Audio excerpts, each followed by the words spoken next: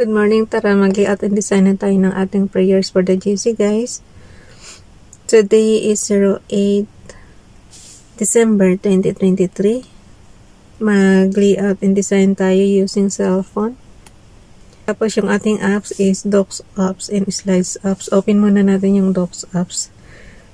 Natin yung ating file name, 2023 December prayers for the GC. Tapos pindutin natin yung parang lapis. Parang lapis nga talaga. Pang-editing ba, guys? So, scroll down tayo using arrow down. Okay. Kung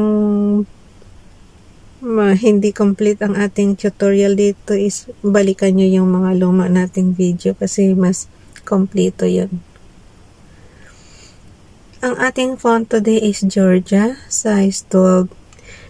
Text color ay blue. Highlight color is orange. Okay, try natin kung makikita natin. Naka-bold, naka-italic yan. Wala lang underline. 08 December 2023.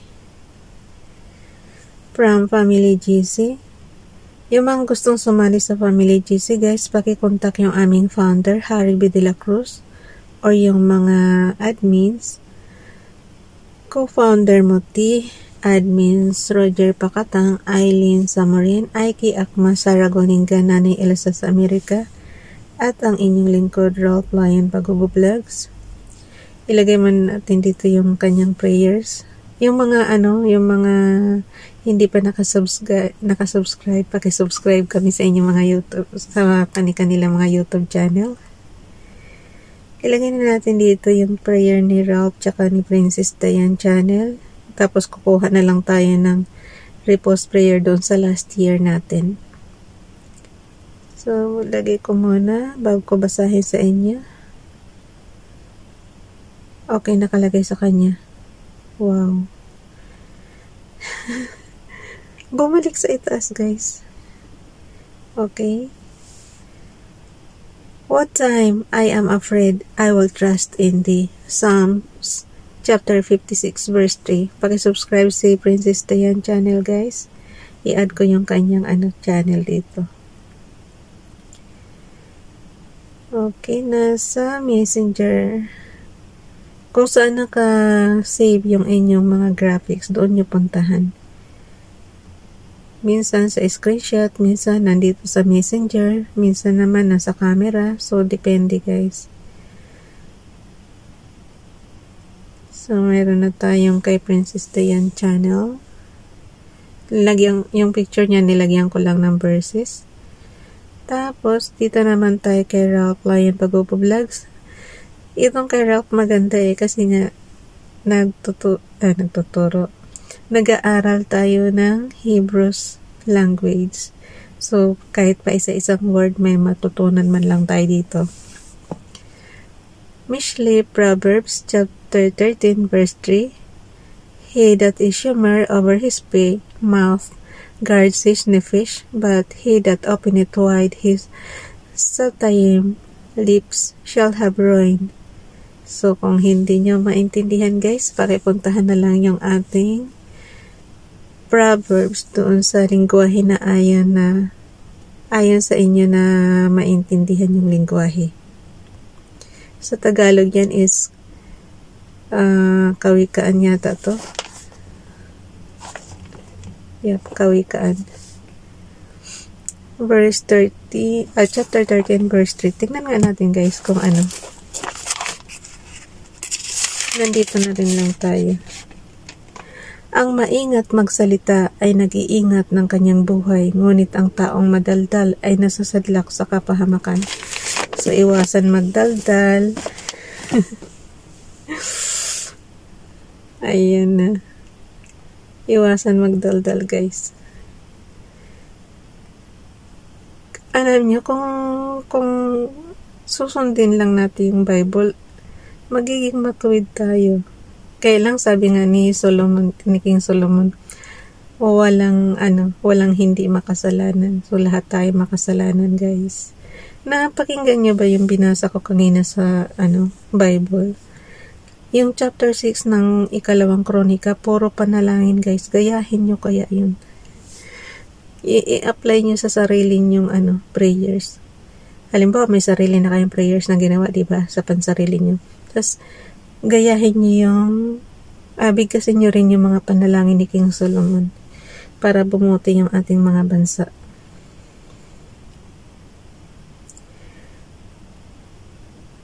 Sabi ko nga kung sana lahat ng leaders natin sa bansa natin is katulad ni King Solomon na may karunungan at may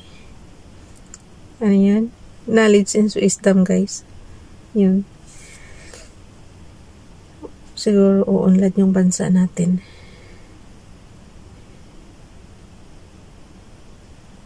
Bigyan nawa yung ating president na si BBM, bigyan nawa ng karunungan ni Father God na lahat ng problems natin sa bansa natin is magkaroon ng solusyon at mapabuti ang ating pamumuhay.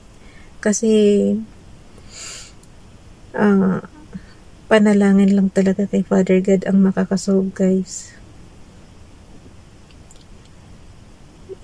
Dagdag na natin dito yung isa pa. Yung sa repose prayers natin. Ilagay ko muna yung kay Ralph. Ayan na, nalito na si Ralph. Ang dami kasi ang dami kong singit-singit na salita. Pero kung ito basic lang naman ito. Sabi ko nga sa inyo, tingnan nyo lang yung mga yung mga icons dyan sa status, sa menu bar natin. Na yan, matututunan nyo na yan. Yan, menu driven yan Tsaka user defined pati kung ano yung gusto mo. Yun ang masusunod. Ayaw na nyo, messenger nga, pupunta tayo sa messenger, ayaw nyo magbukas.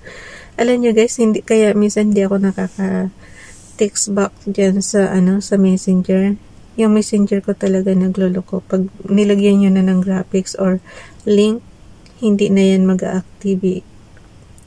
Nagahang na siya. Hindi ko malaman kung bakit, saan may problema. Kaya kung bibigyan nyo ako ng link na dyan sa messenger, hindi ko rin mapapanood kasi nga wala naglolo ko yung CP ko na to. Ewan ko pa bakit. Nagsimula to sa mga graphics na ilalagay ko sana dito kay Princess Diane channel. Ayun, ayaw talaga niya. Punta tayo sa slides, kuha tayo ng ating malapit na ako matapos, malapit na rin ako magtrabaho.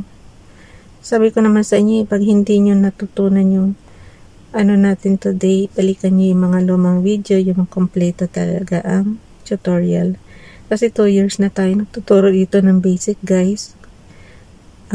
I hope na may natutunan tayo.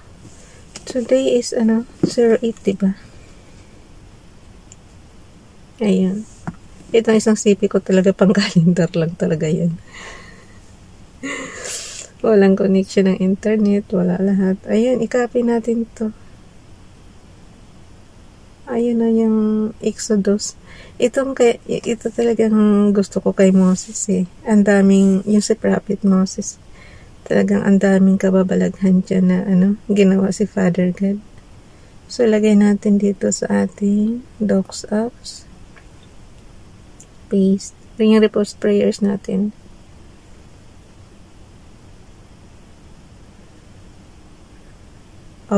Basahin ko lang, guys. Exodus chapter 24 verse 15 to 18. And Moses went up into the mount, and a cloud covered the mount, and the glory of the Lord abode upon Mount Sinai. And the cloud covered it 6 days, and the 7th day he called unto Moses out of the midst of the cloud. And the sight of the glory of the Lord was like devouring fire on the top of the mount in the eyes of the children of Israel. Sabi ko sa inyo guys, puro adjective ang pag kay Father God.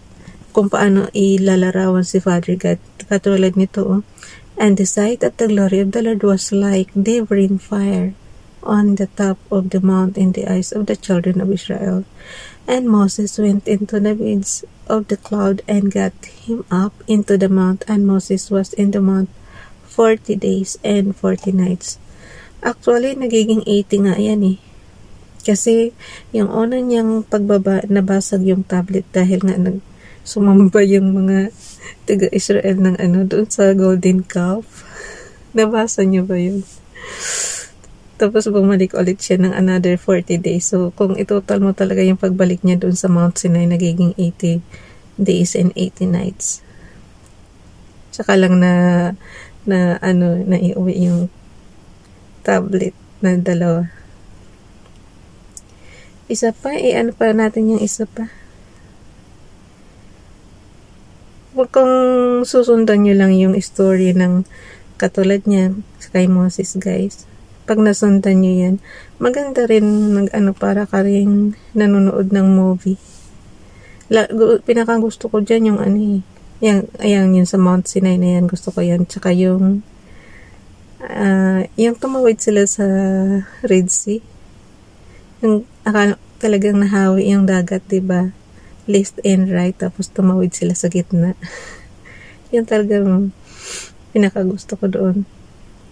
Ayoko doon sa mga salot kasi ginagagaya ng mga magician. Pero itong mga hindi siya kayang gayahin. Okay. Copy na natin tong isa.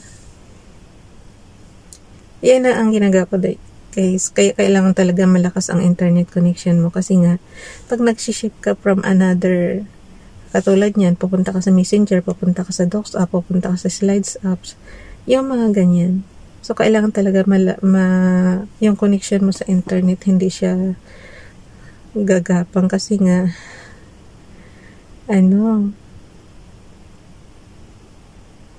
alam niyo na, maiinis ka lang. Pero huwag kayo mainis. Konting pasensya pag ganyan. Pero ako naiinis na. Nangangaral na huwag mainis pero ako naiinis.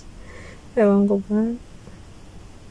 Pag nagbabayad naman kasi ng matino, ang gandahan nyo naman yung internet service nyo. Okay. Pareho lang pala itong kay Princess Dayan. Dito na lang tayo kay Esperanza Tentera Gutierrez. Good morning. Therefore, I tell you, whatever you asked for in prayer, believe that you have received it, and I will be yours. Mark chapter 11, verse 24. Ayan, guys. Believe lang na makakamit mo yung mga inaasa mo. Ang buhay ko, sakto lang. Ang importante, marunong tayo makontento, magpasalamat sa Diyos kung anong meron tayo. Ayan, isa pa yan. Contentment dapat. Okay, hanggang dito na lang, guys. Ayan, ipasa ko na yan mamaya sa GC. Bye everyone. God bless.